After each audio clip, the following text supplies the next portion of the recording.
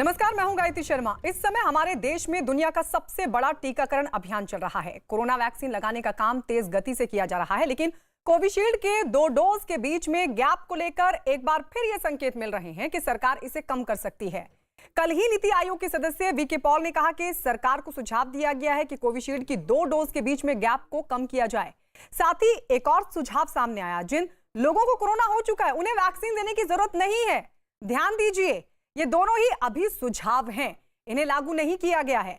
लेकिन अब सवाल ये उठने लगे हैं कि क्या कोरोना से उबर चुके लोगों को वैक्सीन की जरूरत नहीं है? अगर नहीं है तो कितने समय तक नहीं है?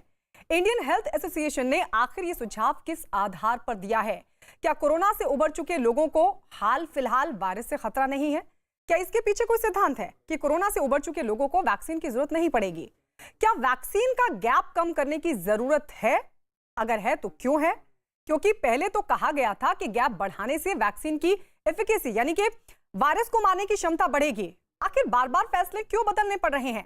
इन सब मुद्दों पर चर्चा के लिए हमारे साथ कुछ खास मेहमान जुड़ेंगे। नेफ्रॉन क्लिनिक के चेयरमैन डॉक्टर संजीव बगई हमारे साथ जुड़ेंगे, ऑर्गेनाइज्ड मेडिसिन एकेडमिक गिल्ड के महासचिव और संक्रमण रोग विशेषज्ञ डॉक्टर ईश्वर गिलाड़ा हमारे साथ जुड़ चुके हैं। इनफैक्ट वैक्सीन जागरूकता समिति के सदस्य डॉक्टर समीर भाटी हमारे साथ जुड़ चुके हैं। पटना मेडिकल कॉलेज के माइक्रोबायोलॉजी विभाग के हेड डॉक्टर एसएन सिंह भी हमारे साथ जुड़ चुके हैं। इन सब मेहमानों के साथ हम चर्चा करेंगे, लेकिन उससे पहले देखिए ये छोटी सी report.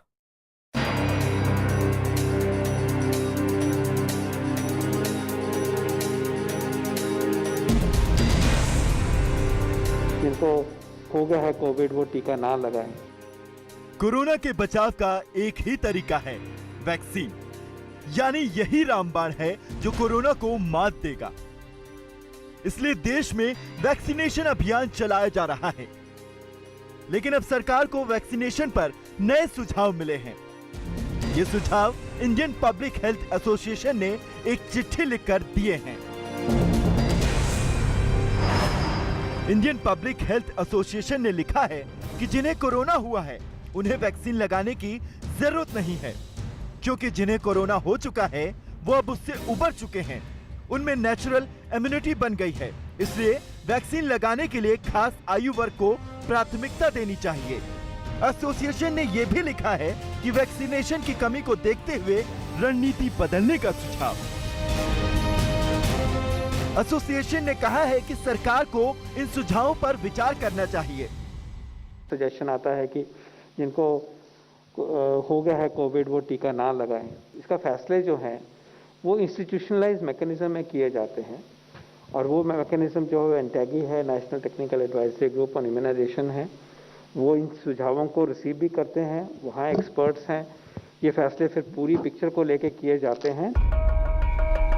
Indian public health association ने पब्लिक हेल्थ एक्सपर्ट की देश में सबसे बड़ी संस्था मानी है, जिसमें एम्स में कोवैक्सीन के principal investigator doctor Sanjay Rai समेत बड़े एक्सपर्ट शामिल हैं। सरकार ने कोविशील्ड की 2 खुराक के बीच का फासला घटाने के संकेत भी दिए हैं। आने वाले दिनों में फासला कम किया जा सकता है। फिलहाल कोविशील्ड की 2 खुराक के बीच में 84 दिनों का फासला रखा गया है। क्या कोरोना से उबर चुके लोगों को वैक्सीन की जरूरत नहीं है? ये सुझाव किस आधार पर दिया गया है? और क्या सच में वैक्सीन का गैप कम करने की जरूरत है?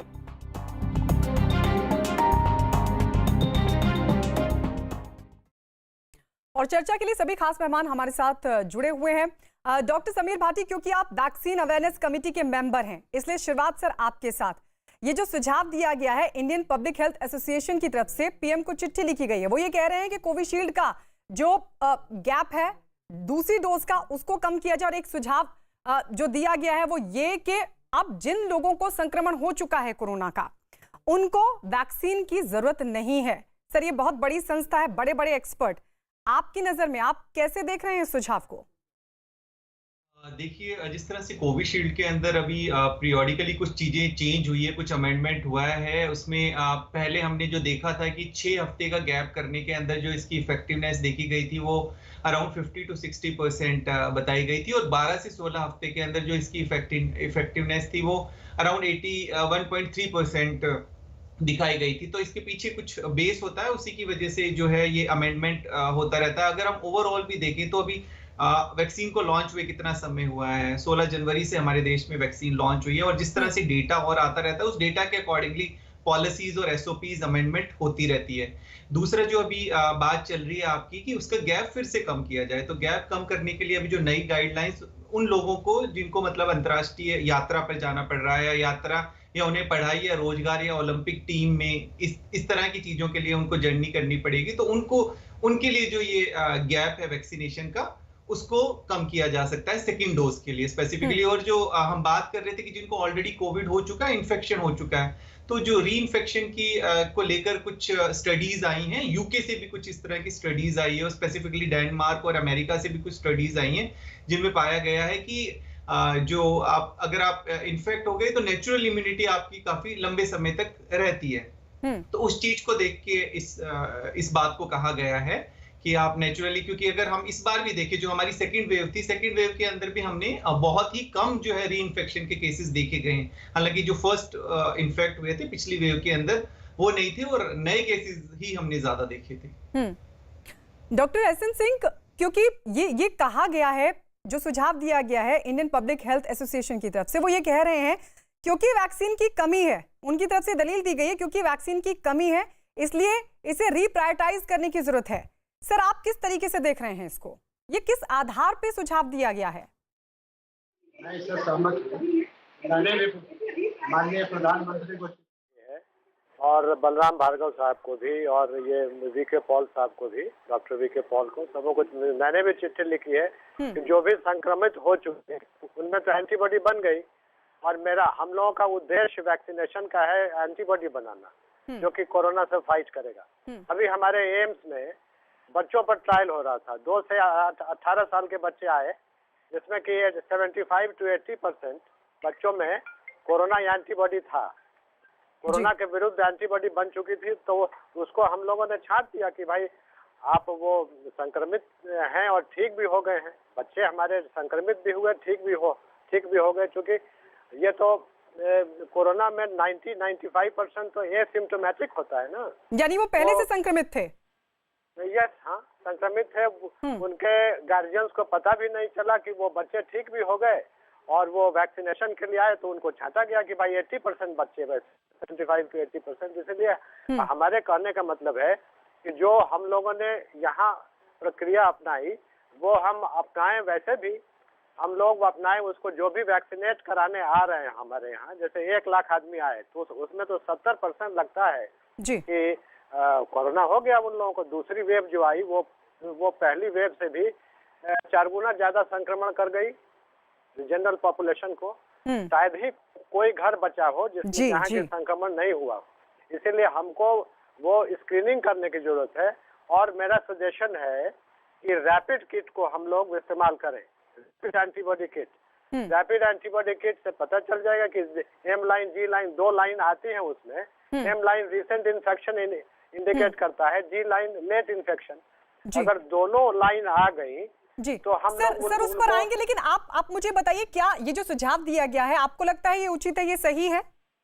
बहुत उचित है। उसमें आंख मूंद के वैक्सीनेशन लगाना जनरल पब्लिक को ये ठीक नहीं है, उसको स्क्रीन करके लगाना चाहिए। जिनमें एंटीबॉडी नेगेटिव को ही लगाना चाहिए। मैंने भी लिखा है माननीय प्रधानमंत्री को, हमारे मुख्यमंत्री को, नीतीश कुमार को भी लिखा है मैंने पत्र जी, और मैं एडवाइजर भी हूँ यहाँ सरकार का, तो उस नाते भी मैंने पत्र लिखा है। और ये लागू होना चाहिए।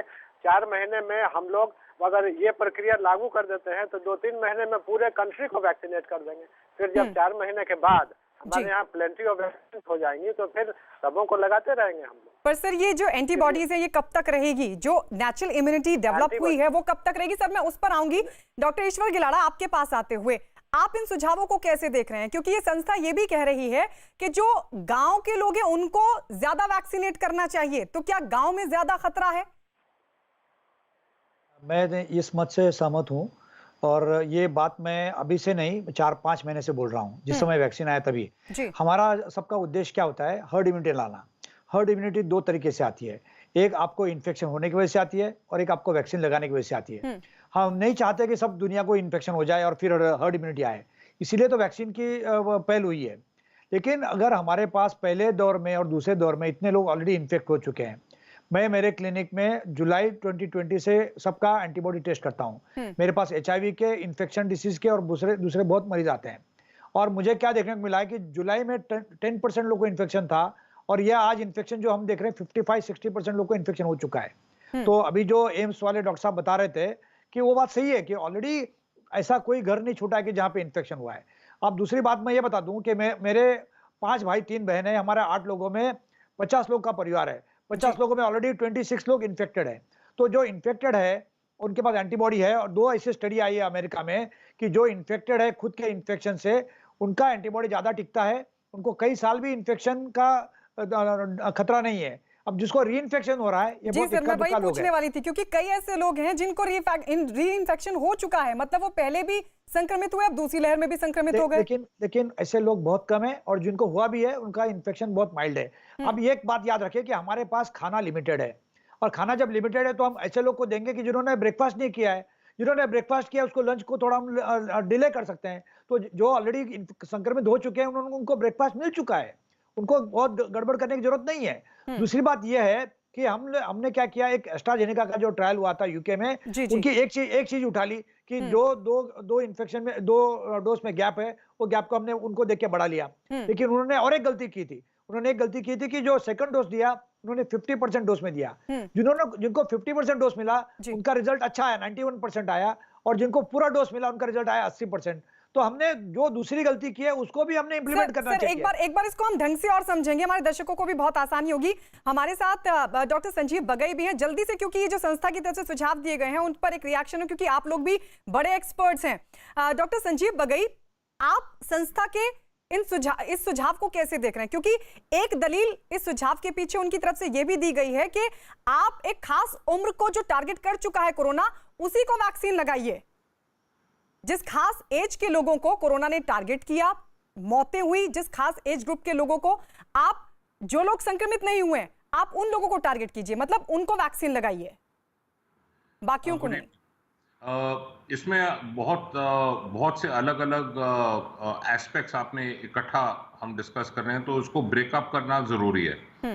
जो आपकी जो नॉर्मल ह्यूमन बीइंग की इम्यूनिटी है उसमें 4 भाग होते हैं। एक भाग जो बी सेल होता है, जो एंटीबॉडीज फॉर्म करता है। ये वर्ल्ड वाइड स्टडीज शो किया है कि कोविड इन्फेक्शन के बाद जो एंटीबॉडीज हैं कम से कम 6 और 8 महीने तक शरीर में रहती हैं। टी सेल होते हैं जो सेल मीडिएटेड इम्यूनिटी होती है, ज़्यादातर उसको हम टेस्ट ही नहीं करते हैं क्योंकि फैसिलिटीज कम है। ये कम से कम 11 महीने तक रहती है और कभी कभी 5 साल 10 साल तक भी रह सकती है। तो ये जो टी सेल इम्यूनिटी है बहुत ही ज़रूरी इम्यूनिटी होती है। और फिर तीसरी जो इसका जो अंग है उसे हम कहते हैं इनेट इम्यूनिटी, और चौथा है एडेप्टिव इम्यूनिटी। इसको अगर हम पूरे टोटलिटी में देखें तो नेचुरल इन्फेक्शन के बाद आपको कम से कम 6 महीने के लिए अच्छी इम्यूनिटी रहती है। जो वैक्सीन का जो इम्यूनिटी होती है वो मोर लॉन्ग लास्टिंग रहती है, और एक डोज और सेकेंड डोज जो अभी तक स्टडीज हुई हैं वो ज्यादातर इनिशियल स्टडीज जब डेल्टा स्ट्रेन नहीं था। अभी जो समझ है जो डेल्टा स्ट्रेन की है, जो लेटेस्ट जो अभी स्टडी आई है डेल्टा स्ट्रेन के ऊपर है, जो ज्यादातर जो पेशेंट्स वैक्सीनेट नहीं हुए हैं या खाली एक वैक्सीन हुआ है, टोटल 70% क्यूमुलेटिव डेथ टोल है यूके में। तो जो भी हम डिसीजन लें वो जब तक हम सफिशिएंट जीनोमिक सीक्वेंस ना करें, जो भी डिसीजन हम लेंगे वो इनएक्यूरेट। दूसरी पार्ट जो इंपॉर्टेंट चीज समझने के लिए है कि जो हम अभी कह रहे हैं कि जो पहला डोज और सेकेंड डोज का जो गैप है, अगेन ये जो गैप जो अब हम 12 हफ्ते या 16 हफ्ते के बारे बात कर रहे हैं, ये बिना जीनोमिक सीक्वेंस के हम इसको इंक्रीज कर दिया है। ये डेल्टा स्ट्रेन के कारण इस गैप को कम करने की जरूरत है। लास्ट मोस्ट इंपॉर्टेंटली, इंडिया में वैक्सीन के पहले न्यूट्रलाइजिंग एंटीबॉडीज का टेस्ट करना लगभग असंभव है लार्ज स्केल पर। कारण है कि जो एंटीबॉडीज हैं खाली न्यूट्रलाइजिंग एंटीबॉडीज नहीं है। जो अब पाया गया है डेल्टा स्ट्रेन के कारण, जो भाग है जो स्पाइक प्रोटीन का जो एन टर्मिनल डोमेन है, नॉन रिसेप्टर बाइंडिंग डोमेन है, नॉन न्यूट्रलाइजिंग एंटीबॉडीज हैं, ये भी इंपॉर्टेंट चीजें हैं। तो आप हर एक आदमी को टेस्ट करना इंडिया में वैक्सीन के पहले लगभग असंभव है। तो मेरे ये सुझाव है कि वैक्सीन के जो डोजेज होनी चाहिए 8 और 10 हफ्ते से ज्यादा गैप नहीं बढ़ाना चाहिए। और दूसरी बात, जो पेशेंट्स को कोविड हो चुका है, डॉक्यूमेंटेड कोविड हो चुका है, उनको 6 महीने का गैप देना चाहिए पहले वैक्सीन से पहले, पर फिर भी 2 वैक्सीन की जरूरत है। डॉक्टर समीर भाटी, क्योंकि अब मैं उसी बात पे आ रही हूँ, क्योंकि कई लोगों को रीइंफेक्शन हुआ, कुछ लोग हैं जिनको एज, क्योंकि खास एज ग्रुप की भी बात कही गई है संस्था की तरफ से कि आप सिर्फ उन्हीं लोगों को वैक्सीन लगाइए जिस उम्र के जिस एज के लोगों को टारगेट किया है कोरोना ने। लेकिन हमने पहली वेव में देखा एक अलग एज ग्रुप था, अब सेकेंड वेव में एक अलग एज ग्रुप है, तो फिर ये कैसे तय होगा? देखिए, अगर बात करें पहली जो हमारी फर्स्ट वेव थी उसमें चलिए हम मानते हैं कि हमारा एल्डरली ग्रुप इन्फेक्ट था, बट जो सेकंड वेव थी उसमें ऐसा नहीं है कि हमारा यूथ ही इन्फेक्ट था। सेकंड जो वेव देखी उसमें हर एक एज ग्रुप इन्फेक्ट था। अगर हम पूरी फैमिली की बात करें तो पूरी फैमिली में हर एक एज ग्रुप के थे, बुजुर्ग से लेके जवान से लेके बच्चों तक, तो सभी इन्फेक्ट हुए थे। तो खैर ऐसा तो नहीं कह सकते, हाँ, बट वो हमारा जो प्रायोरिटी ग्रुप है वो हमेशा प्रायोरिटी ग्रुप ही रहेगा, जिसके लिए हम बार बार बात करते हैं कि जो कोमॉर्बिड है और अदर भी जो लोग हैं इस तरह के, क्योंकि जो इसमें हमने ये देखा री इन्फेक्शन वाले केसेस के अंदर भी काफी सारे ऐसे पेशेंट्स थे जिनमें एंटीबॉडीज डेवलप नहीं हुई है। एंड इसके काफी सारे कारण हो सकते हैं। कई बार आपका एज ग्रुप की वजह, जो एल्डरली लोग हैं उनमें भी हमने देखा है कि उतनी उस तरह की एंटीबॉडीज, न्यूट्रलाइजिंग एंटीबॉडीज डेवलप नहीं हुई है, और आपके जो कोमॉर्बिड पेशेंट्स हैं उनमें एंटीबॉडीज डेवलप नहीं है, जो इम्यूनोसप्रेसेंट मेडिसिन पे हैं उनमें जो है आपकी इम्यूनिटी डेवलप नहीं हुई है। तो डेफिनेटली वैक्सीनेशन ड्राइव भी साथ के साथ उसका एक पार्ट है। हम जो बात कर रहे हैं नेचुरल इन्फेक्शन होने के बाद भी हमें वैक्सीनेट करना तो फिर भी जरूरत होगा, क्योंकि उसमें एक कंसिस्टेंसी रहेगी जो हम बात कर रहे हैं एंटीबॉडीज की, जो कि हम आपका नेचुरल इन्फेक्शन में नहीं कह सकते। डॉक्टर एसएन, क्योंकि पिछली बार जब हमने इस पूरे मामले पर चर्चा की थी, पैनलिस्ट रवि मलिक, डॉक्टर रवि मलिक, शायद आप भी जानते होंगे, वो हमारे साथ जुड़े थे। वो ये कह रहे थे कि नेचुरल इम्यूनिटी के साथ छेड़छाड़ नहीं होनी चाहिए। अब कई लोग ऐसे हैं, जैसे कि अभी एक पैनलिस्ट ने कहा कि कुछ लोग ऐसे होते हैं कि उनकी एंटीबॉडीज उतनी नहीं बनती हैं जो आगे तक सस्टेन कर सके। तो फिर ये कैसे पता चलेगा कि किसको वैक्सीन लेनी चाहिए, किसको गैप कम करना चाहिए, किसको पहली डोज लेनी चाहिए? देखिए, एंटीबॉडी टेस्टिंग 2 तरीके से होती है। एक तो एलाइजा टेस्टिंग करते हैं हम लोग, IgM और G का अलग अलग करते हैं, कि 2-4 घंटे लग जाते हैं। तो वैक्सीनेशन के पहले ये टेस्ट करना संभव नहीं है, लेकिन हम लोग रैपिड टेस्ट का तो यूज, रैपिड एंटीबॉडी टेस्ट, जो कि जितने भी कम से कम 300 कंपनियां हैं वो जो कि मैन्युफैक्चर वो बना रही हैं रैपिड एंटीबॉडी टेस्ट पूरे वर्ल्ड में। साउथ कोरियन है, चाइनीज है, चाइना ने सबसे पहले बनाना शुरू किया। तो रैपिड एंटीबॉडी टेस्ट का हम लोग यूज कर सकते हैं। उसमें देखिए, एंटीबॉडीज 2 तरह की होती हैं, एम एंटीबॉडी और जी एंटीबॉडी। एम एंटीबॉडी सबसे पहले अपीयर होती है, वो 7वें 8वें दिन ब्लड में सर्कुलेट करने लगते हैं, और जी एंटीबॉडी 12-14 दिन में के बाद सर्कुलेट करने लगती है। तो यही बेसिस है रैपिड एंटीबॉडी टेस्ट का। 1 बूंद ब्लड डालिए, 3 ड्रॉप बफर डालिए, एम लाइन आ गया, जी लाइन आ गया। कोई लाइन आया, इसका मतलब कि अगर वेम लाइन आया मतलब रिसेंट इन्फेक्शन है, एम जी दोनों लाइन आया मतलब रिसेंट ही है, वो थोड़ा बाद का है। जी लाइन केवल आया तो इसका मतलब कि और बाद का है, लेट इन्फेक्शन है। वो जी लाइन परसिस्ट करता है 6 मंथ तक नॉर्मल इंडिविजुअल में, क्योंकि एंटीबॉडी 6 महीने के बाद ही वो डिक्लाइन करती है, और वे एम एंटीबॉडी 6 हफ्ते के बाद खत्म हो जाती है यूजुअली, लेकिन जी एंटीबॉडी 6 महीने के बाद खत्म होती है। तो रैपिड टेस्ट को हम लोग, मेरे कहने का मतलब है कि जो भी हमारे यहाँ वैक्सीनेट कराने आए पब्लिक, 1 ड्रॉप मुंगली से ब्लड निकालिए, ब्लड से डालिए उसको, और वो ये किट में डालिए, और 3 ड्रॉप वो बफर डालिए, लाइन आ जाएगा आपका। एंटीबॉडी पॉजिटिव आएगा तो 5 से 10 मिनट में पता चल जाएगा हमको एंटीबॉडी नेगेटिव है कि पॉजिटिव है। और इस प्रकार हम लोग मैसिव स्क्रीनिंग कर सकते हैं, और जो एंटीबॉडी नेगेटिव हो उन्हीं का किया जाए वैक्सीनेशन।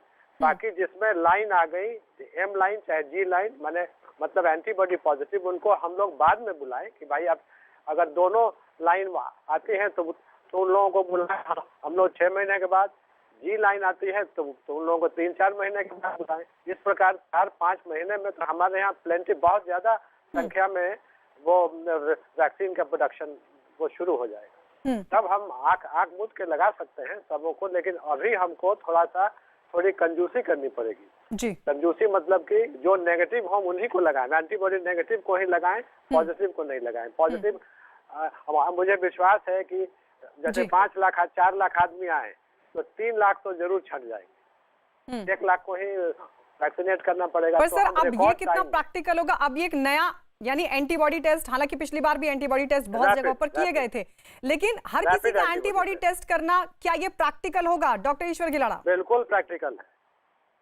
बहुत आसान है ये। एक ड्रॉप ब्लड पे होती है और बेसिकली जैसा हम वैक्सीन लेने को किसको बोलते हैं कि आप वॉलंटरीली तैयार है तो लो, जबरदस्ती तो वैक्सीन देते नहीं। जो इंसान आके अपने बाहें आगे करता है वही वैक्सीन लेता है, आपको किसको जबरदस्ती नहीं लगा रहे। उसी ढंग से अगर वो इंसान चाहता है कि उसको इन्फेक्शन हुआ है फिर भी वैक्सीन लेने दो, अगर वो कैटेगरी में बैठता है तो। अगर ये बातें हम कब कर सकते हैं अच्छे से, सबको वैक्सीन देना है क्या? या 100%। बेसिकली वो उसके लिए भलाई है कि जिसको इन्फेक्शन होके गया उनका खुद का एंटीबॉडी है, उसकी एंटीबॉडी वैक्सीन की वह एंटीबॉडी से अच्छी है। हम क्या चाहते हैं कि अगर अपने पास भरपूर मुबलक मात्रा में वैक्सीन है तो सबको लगाओ, कोई प्रॉब्लम नहीं है। हमारे पास लिमिटेड वैक्सीन है, हर अल्टरनेट डे को वैक्सीनेशन क्लोज हो जाता है, थोड़ी देर के दोपहर के बाद में वैक्सीन बंद हो जाता है। अब बंद होने के बाद में कब चालू होगा ये भरोसा नहीं है। तो सप्लाई इरेटिक है, स्टॉक लिमिटेड है। ऐसे समय जब 25-30%, 40% लोग को इन्फेक्शन हो गया है, एक स्टेटमेंट है नीति आयोग का खुद का डॉक्टर पॉल का कि हमारे पास 2% लोग को इन्फेक्शन हुआ है रिकॉर्ड में, लेकिन 23 टाइम्स मोर लोगों को ऑलरेडी इन्फेक्शन हुआ है जो असिम्प्टोमेटिक होगा या उनको होके गया पता नहीं, या वहां पे रिकॉर्ड नहीं हुआ है। तो ऑलरेडी, और जो सीरो सर्वेलेंस का जो सर्वे था जनवरी का, वो बताता है कि 20-30% लोग को इन्फेक्शन हुआ है। तो कोई भी प्रमाण लगा लो तो 30-40% लोग को इन्फेक्शन होके गया है। तो उतने लोग को हम उतना वैक्सीन हम बचा सकते हैं। और दूसरा हम ये कर सकते हैं कि जो 50% में अगर हमने ट्रायल किया, 100, 200, 500, 1000 लोग का ट्रायल करो, 50% में काम होता है तो आपको 100% लगाने की जरूरत नहीं है। और वो ऑलरेडी उनकी गलती से किया है ट्रायल, लेकिन सक्सेसफुल हुआ है वो। तो जो चीज कोई किसी भी मात्रा में हम लोग वैक्सीन बचा सकते हैं और ज्यादा लोगों को पहुंचा सकते हैं। बेसिकली हमको क्या करना है, मैक्सिमम लोगों को पहला डोज लगाना है। और ऐसे लोगों को जिनको इन्फेक्शन नहीं हुआ है तो हम लोग हर्ड इम्यूनिटी के पास चले जाएंगे। हो सकता है कि केरला में ऑलरेडी हर्ड इम्यूनिटी हो सकता है महाराष्ट्र और कर्नाटक में ऑलरेडी हर्ड इम्यूनिटी हो, या हर्ड इम्यूनिटी के काफी पास में हो, तो हम लोग को बहुत कम लोग को वैक्सीनेट करना पड़ेगा। तो इसको बैठ के मंथन करना पड़ेगा। जो एक्सपर्ट है, जो हमारे विचारों को सहमत कर रहे हैं, उनके विचार लो, जो अगेंस्ट में उनके विचार लो। कई लोग तो ऐसे अगेंस्ट है कि आप वैक्सीन मत लगाओ, वैक्सीन लगाने से आप नपुंसक बन जाएंगे, ऐसा बन जाएंगे। तो ऐसे भी लोग हैं एंटी वैक्सर जिसको हम कहते हैं। तो हर नमूने के लोग है, लेकिन हमारे पास जो लिमिटेड वैक्सीनेशन है, जो सप्लाई अभी तक अगस्त तक भी पूरा सप्लाई होगा नहीं, तो तब तक हम लोग बाकी सब विचार करना चाहिए। डॉक्टर संजीव बगई, क्योंकि बहुत सारे लोग ये जानना चाह रहे होंगे कि सुझाव तो ठीक है, लेकिन जैसे अभी डॉक्टर ईश्वर गिलाड़ा ने भी कहा कि क्योंकि अभी वैक्सीन की कमी है, हालांकि ये सरकार की तरफ से कहा गया कि अगस्त में कोई कमी नहीं रहेगी, जून में भी कहा गया है कि एक बड़ी खेप हर जगह भेजी जाएगी, लेकिन क्या इसी आधार पर ये कहा जा सकता है कि हाँ ठीक है, जो सुझाव दिया गया उसको अपना लिया जाए, या आपको लगता है कि ये जरूरी है क्योंकि इससे बोझ भी कम होगा और नेचुरल इम्यूनिटी जो डेवलप हो रही है, जो एंटीबॉडीज डेवलप हो रही है, उससे काफी हद तक लोगों को कोरोना से बचाव हो सकता है? जी, मेरे को 1 मिनट दीजिए क्योंकि मैं इसको डिटेल में समझाना चाहता हूँ। जी सर। मेरा ये सुझाव है कि ये जो एंटीबॉडी स्क्रीनिंग टेस्ट है, रैपिड हो या नॉन रैपिड हो, वैक्सीन से पहले एक तो लॉजिस्टिकली इम्पॉसिबल होगा और दूसरी चीज ये इनएक्यूरेट है। ये क्यों इनएक्यूरेट है? जो हम टेस्ट कर रहे हैं एंटीबॉडीज का, वो जो अवेलेबल टेस्ट है दुनिया भर में, और ये वर्ल्ड वाइड पब्लिश डेटा है पिछले 10-15 दिन की, वो न्यूक्लियोटाइड प्रोटीन के खिलाफ हम एंटीबॉडी टेस्ट कर रहे हैं। IgM हो या IgG हो, वो न्यूक्लियोटाइड के खिलाफ कर रहे हैं। न्यूक्लियोटाइड प्रोटीन खाली एक ही प्रोटीन नहीं है जो वायरस में है, इसमें नॉन न्यूक्लियोटाइड प्रोटीन्स हैं, स्पाइक प्रोटीन है, 85% पब्लिक एंटीजन प्रोटीन्स हैं। तो ये अलग अलग प्रोटीन्स हैं। इस जो अब डेटा पाया गया है, जो न्यूट्रलाइजिंग एंटीबॉडीज जो हम कह रहे हैं, ये 3% ऑफ पॉपुलेशन जो स्क्रीन करी गई है दुनिया भर का डेटा में, उसे हम कहते हैं इलीट न्यूट्रलाइजर्स, यानी डेकेड्स के लिए उनकी इम्यूनिटी रहती है कोविड के बाद। 55% में उसे हम कहते हैं स्ट्रॉन्ग न्यूट्रलाइजर्स। पर 21% पॉपुलेशन में हम नॉन न्यूट्रलाइजर्स कहते हैं, यानी उनमें एंटीबॉडीज बनती ही नहीं, पर फिर उनको इम्यूनिटी है क्योंकि उनकी टी सेल इम्यूनिटी स्ट्रांग है। तो जो अगर हम खाली एक पार्ट को देखें और टी सेल को ना देखें, और जो पार्ट हम देख रहे हैं उसमें हम खाली न्यूक्लियोटाइड प्रोटीन के खिलाफ एंटीबॉडीज हम टेस्ट करेंगे, तो वो साइंटिफिकली इनएक्यूरेट है। मैं दोबारा रिपीट कर रहा हूं, साइंटिफिकली इनएक्यूरेट है। मेरी ये सलाह कि जो पेशेंट्स आ रहे हैं कोविड के बाद 6 मंथ्स गैप और फिर वैक्सीन, जिनको कोविड नहीं हुआ है, डॉक्यूमेंटेड कोविड नहीं हुआ है, उनको वैक्सीन देने की जरूरत है और गैप होना चाहिए 8 हफ्ते का। और ये बेस है, सारा जो डेटा है ये डेल्टा स्ट्रेन के ऊपर है। अब जो पर सर कई तो ऐसे लोग हैं, आप खुद ही बता रहे कि एसिम्प्टोमेटिक है, जिनको पता ही नहीं चला कि वो इन्फेक्टेड हुए कि नहीं हुए। तो जो एसिम्प्टोमेटिक इन्फेक्शन है, क्योंकि उनका वायरल लोड सेम रहता है, बट उनका जो न्यूट्रलाइजिंग एंटीबॉडीज का रिस्पॉन्स रहता है कम रहता है, तो उनकी जो एंटीबॉडीज हैं वो शॉर्ट ड्यूरेशन के लिए रहती हैं। पर logistically and scientifically antibody screening का कोई रोल नहीं है, ये मेरा कहना है। डॉक्टर समीर भाटी, क्योंकि अब तो लोग यही जानना चाह रहे हैं इस सुझाव के बाद, वैक्सीन लगवाएं कि नहीं लगवाएं जो अभी अभी संक्रमित हुए हैं। इसमें एक बार सिंपल सी बात समझने वाली है कि फॉर एग्जांपल जिनको नेचुरल इन्फेक्शन हो गया है, ठीक है, जिनको कोविड हो गया है, वैक्सीन लगवाई है या नहीं लगवाई है, तो ऐसा देखा गया है, जितनी भी स्टडी हम देख भी रहे हैं कि कम से कम वो 7, 8, 9 महीने तक वेट कर सकते हैं, मतलब वो प्रोटेक्शन उनको मिलता है अधिकतर, पहली बात। दूसरा, जिनको फर्स्ट डोज लग गई है उसके बाद उनको इन्फेक्शन हो गया है, उसके लिए तो जिस तरह से गाइडलाइन है कि वो 3 महीने का वेट कर रहे हैं, पर वो भी 3 महीने से ज्यादा 6 महीने तक वेट कर सकते हैं। तो ये जो 2 ग्रुप है, ये तो बिल्कुल इनके लिए तो हम वैक्सीन को डिले 100% कर सकते हैं, पहली बात। दूसरी बात, साथ के साथ जैसे डॉक्टर बगई ने बताया कि सीरो सर्वे बहुत जरूरी है। जैसे फरवरी में हमारे सीरो सर्वे की रिपोर्ट आई थी, उसका जो क्लिनिकल आउटकम है वो बहुत ज्यादा जरूरी है कि सीरो सर्वे के अंदर जितने लोग पॉजिटिव आए थे वो अगर री इन्फेक्टेड हुए तो कितने उनमें माइल्ड थे, कितने मॉडरेट थे, कितने सीवियर थे, कितनों को हॉस्पिटल में तक जाने की जरूरत पड़ेगी, कितनों की डेथ हुई, वो बहुत ज्यादा जरूरी है। तो साथ ही साथ सीरो सर्वे होता रहेगा ना, तो फिर हमारी वैक्सीन की पॉलिसी और भी बेहतर साइंटिफिक तरीके से आगे प्लान हो सकेगी। तो डॉक्टर एस एन सिंह, तो क्या वैक्सीन लगाने के लिए अब किसी खास आयु वर्ग को प्राथमिकता दी जानी चाहिए और ये देखना चाहिए कि किनको सबसे ज्यादा जरूरत है और किनको फिलहाल रोका जा सकता है? सबसे ज्यादा जरूरत तो है जो हमारी सरकार ने, गवर्नमेंट ने पहले बनाया था, वो पॉलिसी जो पहले बनाई थी कि भाई 45 प्लस वालों को देना चाहिए। अगर 40 प्लस रहता तो और अच्छा रहता, क्योंकि 45 प्लस वाले लोग ज्यादा वल्नरेबल होते हैं। थोड़ी इम्यूनिटी उनमें जैसे जैसे एज होता है तो घटती जाती है इम्यूनिटी, इसीलिए उन लोगों को तो प्रायोरिटी देना पड़ेगा, क्योंकि वे उनकी अगर मौत होती है तो पूरा परिवार बेमौत मारा जाता है। जिस पर पूरा परिवार 7-8 आदमियों का परिवार रहता है वो उन पर आश्रित होता है। इसलिए उनको बचा के रखना, वो परिवार के गार्जियन होते हैं, वो उनको बचा के रखना बहुत जरूरी है। इसलिए 45 प्लस वालों को तो प्रायोरिटी देना ही होगा हम लोगों को। और उसके बाद हमारे जैसे बच्चों का ट्रायल अभी चल रहा है एम्स में हमारा पटना में, तो हम लोग पा रहे हैं कि 60-70 सीरो सर्वे तो हो गया। जितने बच्चे 200, मान लिया कि 200 बच्चे आए, जिसमें कि 150 संक्रमित। पर सर मैं यहाँ पे आपको रोककर एक बार एक और ये सवाल, क्योंकि आपने कहा कि 45 या 40 प्लस कर देना चाहिए था पहले, क्योंकि उनके ऊपर जिम्मेदारी होती है। सर वही तो समझना चाह रहे हैं कि ये सिर्फ यही आधार माना जाए, इसको ये दलील माना जाए, या फिर ये कहीं ना कहीं इसलिए कहा जा रहा है कि भाई कोरोना ने जब इस बार एक खास एज ग्रुप को टारगेट किया तो सबसे ज्यादा खतरा भी आगे उन्हीं को है। हाँ, 88% तो डेथ हुआ उनका, 88% 45 प्लस वालों को मिला। अगर 40 प्लस को जोड़ दीजिएगा तो वो 95 के आसपास चला जाएगा। इसीलिए मैक्सिमम कैजुअलिटी तो उन्हीं लोगों की हुई, इसीलिए उन लोगों को तो प्रायोरिटी ग्रुप में रखना पड़ेगा हम लोगों को। और हमारे बच्चे भी हमारे धरोहर हैं, बच्चों की भी स्क्रीनिंग हम लोग कर रहे हैं एम्स में अभी यहाँ पटना में, क्योंकि 70% बच्चे संक्रमित पाए जा रहे हैं, सबों में एंटीबॉडी मिल रही है, एलाइजा टेस्ट कर रहे हैं हम लोग। तो हमारे कहने का मतलब है कि अगर एलाइजा टेस्ट, वो वैक्सीनेशन के पहले एलाइजा टेस्टिंग करना तो 2-4 घंटे का प्रोसीजर है, लेट लगेगा, इसलिए रैपिड को किया जाए।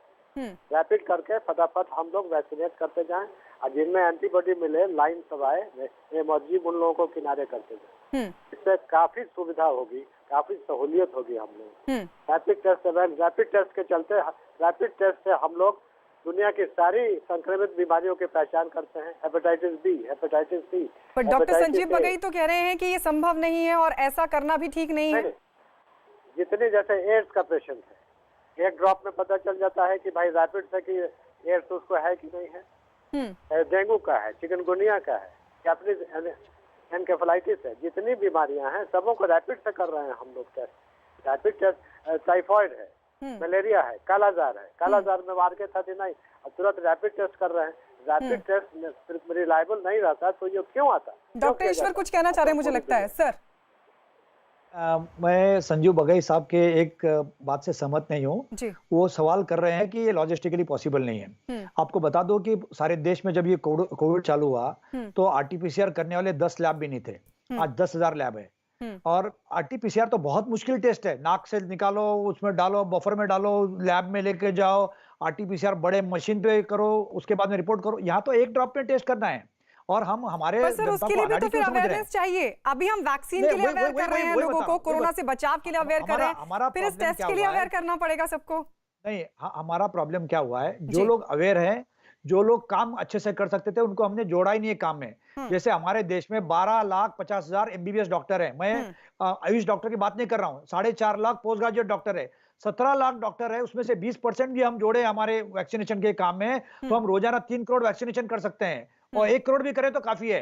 तो हम लोग क्या कर रहे हैं कि जिन लोगों को कोई पता ही नहीं है उनको बता रहे कि कहाँ वैक्सीन देना है, सिरिंज कैसे भरना है, बबल कैसे निकालना है, फिर वहां वेस्टेज हो रहा है। और जो लोग ऑलरेडी क्वालिफाइड है, हमारे यहाँ पे क्या प्रॉब्लम क्या है, समाज गृह में हम वैक्सीनेशन कर सकते हैं, मंदिर में कर सकते हैं, मस्जिद में कर सकते हैं, लेकिन डॉक्टर के क्लिनिक में नहीं कर सकते हैं। ये कहाँ का न्याय समझ में नहीं आ रहा है मुझे।